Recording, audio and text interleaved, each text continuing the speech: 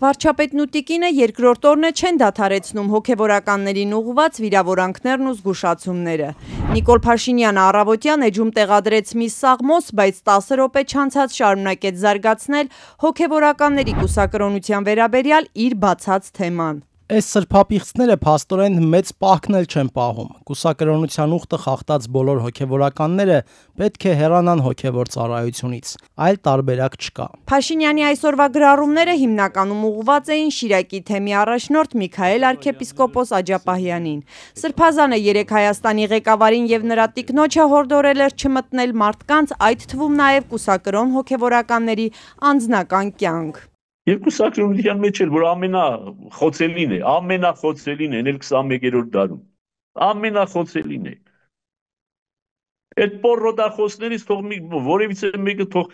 փորձի մի ամիս առանց կնոջ ապրել։ Կոչեր վերլուծություններ են անում վարչապետի գրառումներն ընթերցողները, փորձում հասկանալ, ինչու է Հայաստանի ղեկավարը նոր թափ հաղորդում եկեղեցականների կուսակրոնության մասին քննարկումներին։ Բայց Նիկոլ Փաշինյանը ոչ միայն կանգ չի առնում, հակառակը, անցել է հասցեական մեղադրանքների։ Միքայել Աջապահյանի հայտարարությունից ակնհայտ է, որ առանց կնոջ մեկ ամիս ապրելու անհնարինությունը տարածված աշխարհըմբռնում վարվելակերպ եւ վարվելակարգ է եպիսկոպոսած դասի համար, ինչը չէր կարող տեղի ունենալ առանց Գարեգին II կաթողիկոսի իմացության եւ թույլտվության։ Հակառակ դեպքում Աջապահյանը եւ մյուսները վաղուց կարգալույծ արված կլինեին։ Վարչապետը կարծում է մայրաթոռի կառույցները պետք է քննեն Աջապահյանի հայտարարությունը եւ հանրությանը տան համապարփակ պարզաբանումներ։ Հոգեվորականների կուսակրոնության վերաբերյալ երկրի ղեկավարի բացած օրակարգը անընդունելի է համարում իրավապաշտպան Դանիել Յոհաննիսյանը։ Եթե ինչ-որ մեկը մեկի հետ քնում է, թե հայտարարում է, որ ինքը կուսակրոն է, պետության ինչ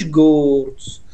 Նիկոլ Փաշինյանի ինչ գործ։ Ինչի Նիկոլ Փաշինյանը այս թեման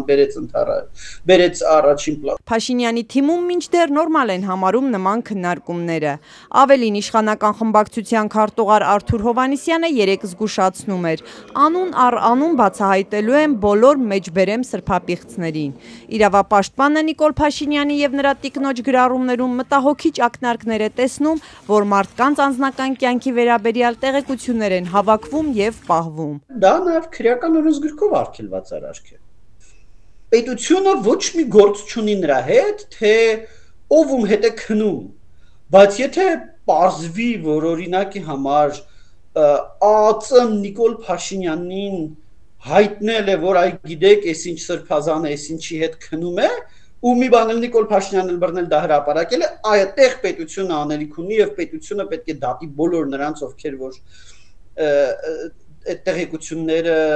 հավաքելու, պահելու եւ տարածելու մեջ ներգրաված են։ Վարչապետի տիկինը այսօր իրեն քննադատած լրագրողին պատասխանելիս գրել է. Բորիս Մուրազին շատ անձնական է ընդունել որոշ հոգևորականների սրբապղծությունների մասին բարձրաձայնումը։ Նա դրա համար ունի անձնական պատճառներ։ Ըստ հավաստի տեղեկությունների, Բորիս Մուրազին սեռական ծառայություններ է մատուցում Սերժ Սարգսյանին եւ վերջինիս ֆավորիտ որոշ եպիսկոպոսների։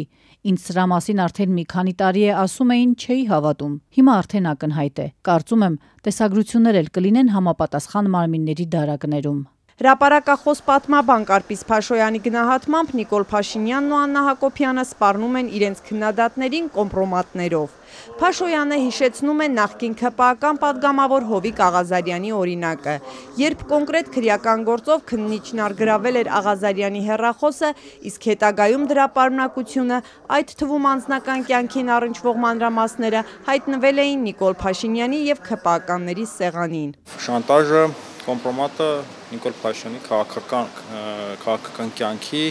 քաղաքական փիլիսոփայությունն է, այսինքն իր փիլիսոփայությունն է, ինքը այդպեսին է եղել նաև որպես լրագրող, առաջնորդվել է շանտաժներով, կոմպրոմատներով, փողակորզել, քաղաքական հարցը լուծել, այսպիսի խոսակցությունները բազմաթիվ են եւ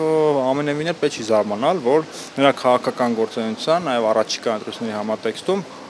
այդ կոմպրոմատները եւ շանտաժը լինելու են առաջնային պլանում։ Բացի կուսակրոնության հարցից վարչապետը կարծում է եւս մի հարց մեկընդմիշտ պետք է լուծել։ Երեկ Նիկոլ Փաշինյանը Facebook-ում գրեց, թե Հայաստանի Հանրապետությունը պետք է վճռորոշ ձայն ունենա ամենայն հայոց կաթողիկոսի ընտրության հարցում։ Իսկ թեկնածուները պետք է անցնեն բարեվարկության ստուգում։ Դանիել Յոհաննիսյանը առաջարկում է եկեղեցուն հանգիստ թողնել։ Դա եկեղեցու գործն է։ Մենք այդտեղ անելիք չունենք։ պետությունը այդտեղ անելիք չունի։ Սա շատ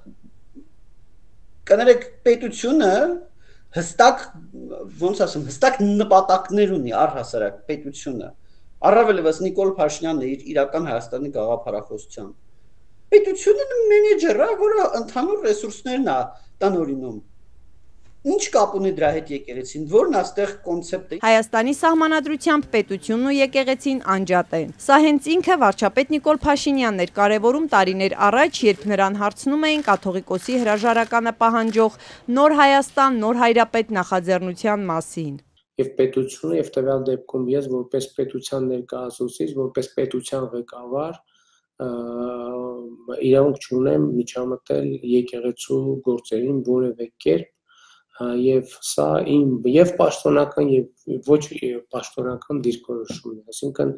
եկեղեցին եւ պետությունը անջատ են եւ այդ անջատությունը պետք է հստակ պահպանել։ Վարչապետի եկեղեցու գործերին միջամտելու փորձերը պատմաբանի կարծիքով հաջողություն չեն ունենա եւ կհանդիպեն կոշտ դիմադրության։ Ես կարծում ինքը այդ ճանապարհով չի գնա հարցը լուծելու կարող են եւ դիմել շանտաժին,